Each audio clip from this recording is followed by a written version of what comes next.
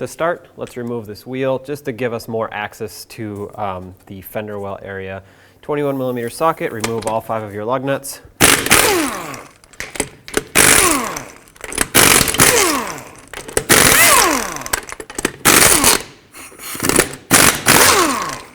Remove the wheel.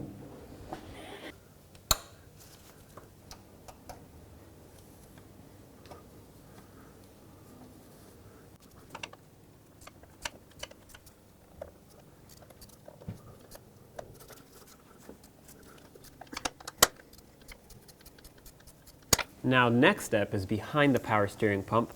There's going to be a 14mm bolt, that one right there. That's what we have to loosen up next. So I'm going to try and sneak my ratchet in here.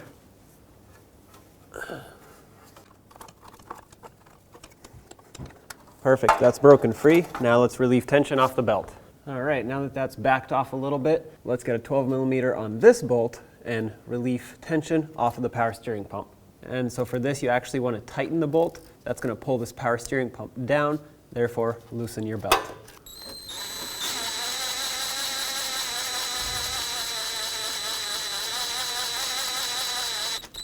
There we go, that's plenty of slack on this belt, which we can now take off of the pulley.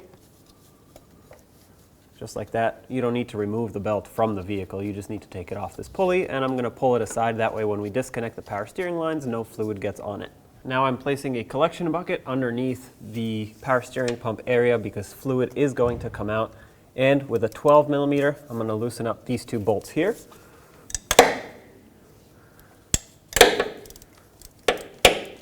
Okay, remove both of those. Again, power steering fluid will come out.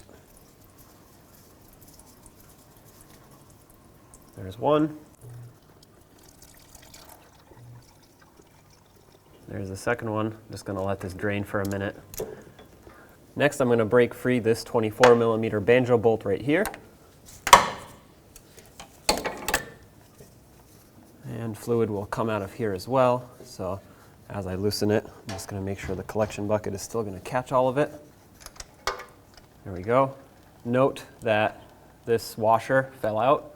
That's important because when we reinstall, you should be putting on new washers in order to seal everything up.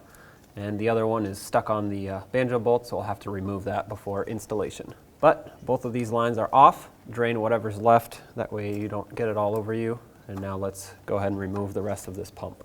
Now I'm actually going to thread this bolt out a little bit. What that's going to do is it's going to push the power steering pump up a little.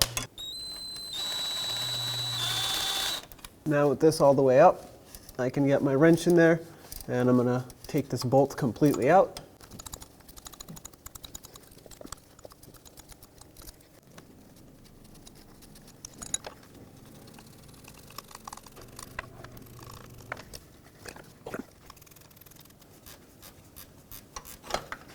Perfect, that just fell off. That's exactly what I wanted. Now all that's left to do is to remove the 14mm bolt at the back of the pump, and then the pump can come right off. You can take this adjuster bolt out as well, that way it's out of your way and not flopping around. And if yours is a little rustier than mine, you can also clean it up. Now I'm just going to reach behind and unbolt that 14mm bolt back there. There we go, the bolt is out. Slide it completely out. It's pretty long, it goes through the whole pump. Take the pump, wiggle it out of place, and we'll pull it out through the fender well area. Here is your old power steering pump. So here's the old power steering pump. If you had a new one, you would have to transfer over the pulley and this adjuster bracket. So I'll show you how to do that. I'm going to use a pry bar and put it in here up against this bolt. That way when I undo this pulley nut, it's not going to want to spin on me, and I don't want to hold it by hand. That way it doesn't hurt me. Put it in like that. 19mm socket, remove this nut. I suggest you do it with an impact gun. That way the effort is minimal. There's a lock washer in here, save that. Usually the pulley just wiggles off. It's not a press fit, it just goes on these splines. And you'll see 2 12mm bolts here that you have to remove and then transfer to the new pump. So take that, and at this point, obviously if you had the new pump, you would put that back on, snug them up, and then you would take the pulley, put it on the new pump, put the lock washer in, the nut, and it's going to be very difficult to torque this, so what I'm going to do is just take my air gun and snug it up with that. I'll give it one more. That's perfect right there. Let's reinstall the pump. Now, in order to make reinstallation easier a little bit, and this is optional, you can push this bushing in, preferably with a brass punch. I don't have one, so I'm using a steel punch. I'm just going to be careful. But this actually slides in and out of this bracket, and in order to slide in the new pump a little bit easier, I'm going to push this back. That way it has more room. So I'm just using a punch and a hammer, slide this back a little bit. Now I'm going to take the power steering pump. Of course, I'm reusing mine, but if you had a new one, take it, slide it in the same way that it came out. I'm going to try to line it up with that rearward bolt first. That way it's secured on there. Okay, so I'm going to leave it there, grab my bolt, and try to slide it in. It's not going to be easy just because it's hard to see back there. I'm going to start the bolt in that bushing there, and I can't see anything. I'm just going by feel. Once it's in the bushing, now I'm going to bring the power steering pump up, and I'm going to try to line up the pump with that slot. It looks like me pushing the bushing back worked because it slides in very easily. And since the bolt is already there, I'm going to try and slide it through the pump, and it worked. Now I just have to start it onto the threads so that it locks in. I'm not going to tighten it yet, but I do want to bring it close. And then from this point on, the pump can just pivot on that one bolt for now. You can see the threads right through that hole there. I'm going to start the bolt in. Okay, that's where I'm going to stop with the bolt for now. It's in, it's secured. Let's move along. Now it's time to put in this adjuster. I'm going to slide it into its bracket. Make sure that the bracket goes in that little cutout there, just like that. And make sure that this block here is flipped with the threaded part facing out and the hole that locks in the bolt facing towards the pump. Now I'm going to start the bolt in, and this piece here is not threaded, but the pump is. So I'm going to bring the pump up, line up the bolt, and start it in. I put a little bit of anti-seize on both of these, that way in the future it has no issues. And I'm just going to go ahead and start this on. Of course, I'm not going to tighten it yet, but I do want it to grab onto the threads. Okay, that is pretty much almost bottomed out. Let's set this in here, loosen up tension again. Let's bring the pump down a little. If you remember, I actually brought it up so that I could get to that bolt.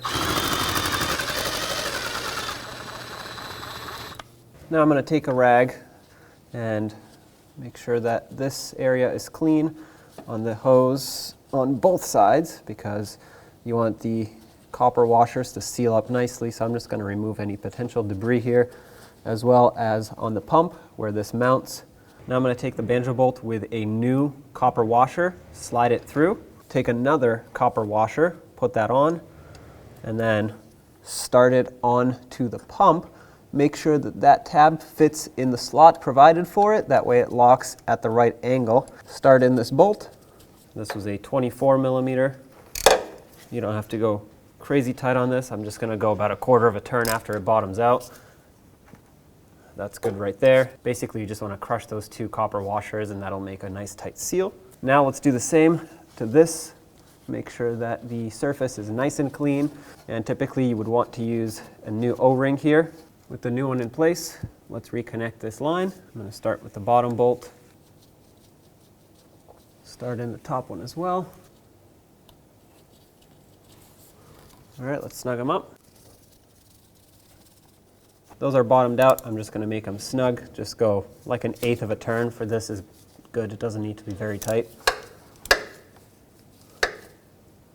Perfect. And the only thing that's left to do at this point is to put the belt on and put some tension on it. Grab the belt, make sure it's still on the harmonic balancer where it needs to be, and let's slide it over the power steering pump.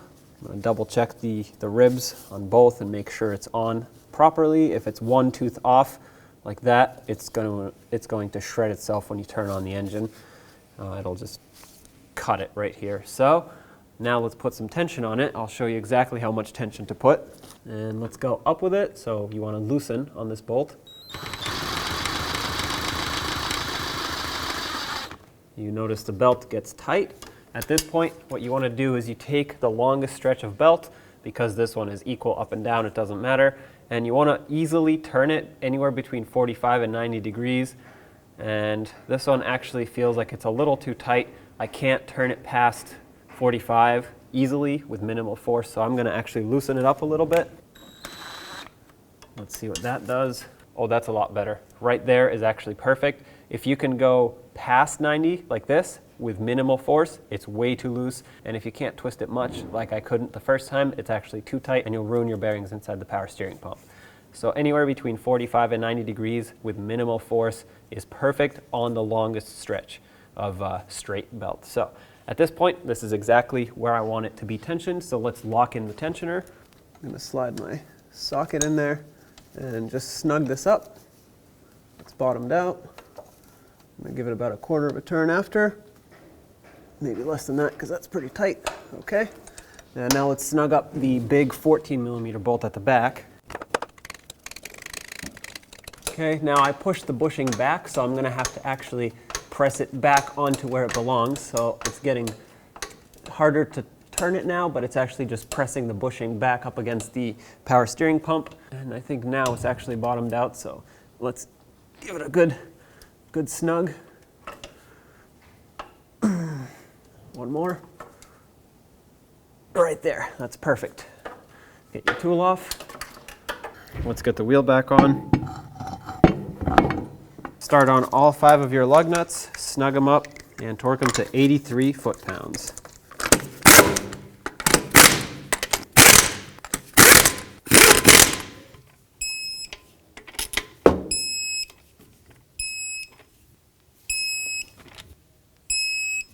On the passenger side of the engine bay, you can see the power steering reservoir right here. Let's take the cap off, make sure there's no debris around it. And let's pour in some power steering fluid. If you're unsure of what kind of fluid to use, you can always check your owner's manual. I'm going to pour it in, and it's going to bubble because air is going to want to come up as the fluid goes down. So I'm going to let it do its thing, fill it up all the way, and then what I'm going to do with the engine off is turn the wheels left and right. It's going to push all the air out of the system. Then once I do that a few times, you go all the way to the left, all the way to the right, lock to lock. Once it has pushed most of the air out, I'm going to start the vehicle and then repeat the same procedure with the vehicle running, and hopefully that should take out 99% of the air. If any air is left, it'll basically just bleed itself out as you drive, but you want to get as much out as possible because you don't want the power steering pump to aerate the fluid. So if it has one little bubble, it spins so fast it's just going to aerate the fluid, and then it's not going to lubricate as it needs to. So at this point, let's turn the wheels with the car off, and you might see the level go down a little bit. Okay, with the wheels off the ground, it'll be easiest to turn it that way. Let's go all the way to the left. That's the right. Let's go all the way to the right. Now to the left.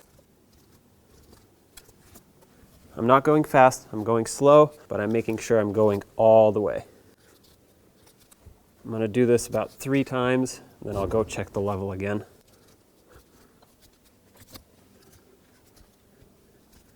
All right, let's double check the level. It has definitely gone down, so I'm going to keep going a little bit. This time I'm going to go a little faster. That way hopefully I push some of the air out.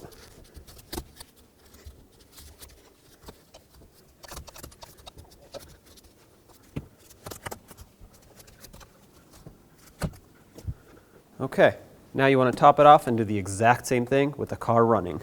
Okay, so I ran the car, I bled it, I let it sit, I topped it off, and now I'm going to reinstall this cap. Perfect. And at this point, I'm just going to take it for a road test and make sure everything is good. No leaks, no noises. And then if that's the case for you, job is done.